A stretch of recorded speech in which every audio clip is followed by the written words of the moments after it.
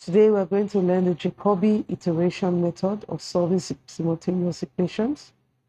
Now this method uses the set of equations to calculate a new set of x on the basis of the old x's.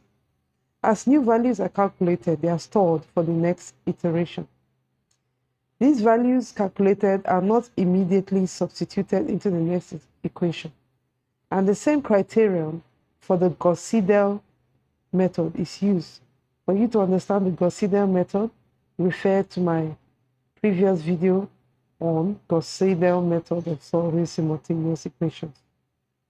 So we are quickly going to solve an example. Let's read it together. Solve this set of equations using the Jacobi iteration. Initially, all guesses are taken as 0. Solution. We're going to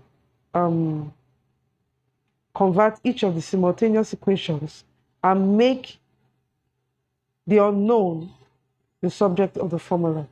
But since we have 3 simultaneous equations, we have C1 will be converted to this, C2 will be converted to this, and C3 will be converted to this. Now for the first iteration, we do not have any particular values, so we're going to say let C2 and C3 be equal to 0. Next, we will substitute those values into C1 formula to get the value for C1. And then also, we will substitute the values as 0 in the other equations to get individual values. Okay? So the difference between Gauss-Seidel and Jacobi iteration is that these values gotten will not be substituted back into the equation, but we'll all use the same set of values for the equation, which is 0, 0, and 0. So that's for the first iteration. Now the second iteration, these 3 values, C1, C2, and C3, will be used to generate our second iteration without switching. So it's not a convergent method, okay? It's not a convergent method.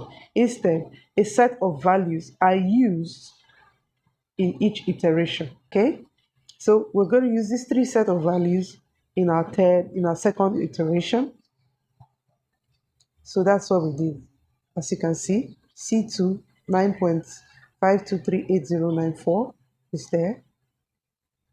C3 1.363636 is there. So we got a value for C1. Now this value will not be used again. This new value of C1 will not be used as it was in our Gauss-Seidel method, but rather we're going to use just the previous values that were generated in the first iteration. And now for the third iteration, we will still gather the 3 values that were generated in the second iteration to create our values for our third iteration, as you can see. Okay, so in the third iteration, we use the previous values generated in the second iteration, we used the set of values, imputed them, and created a new set of values for the third iteration.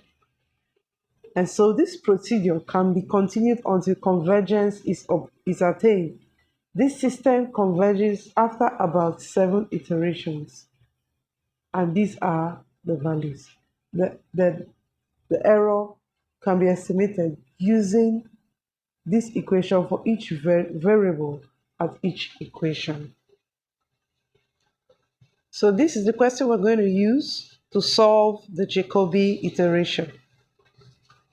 This is the question we're going to use, okay? This is what we're going to use to solve. This is equation 1, equation 2, and equation 3. And we're going to make the unknown the subject of the formula for each of the equations.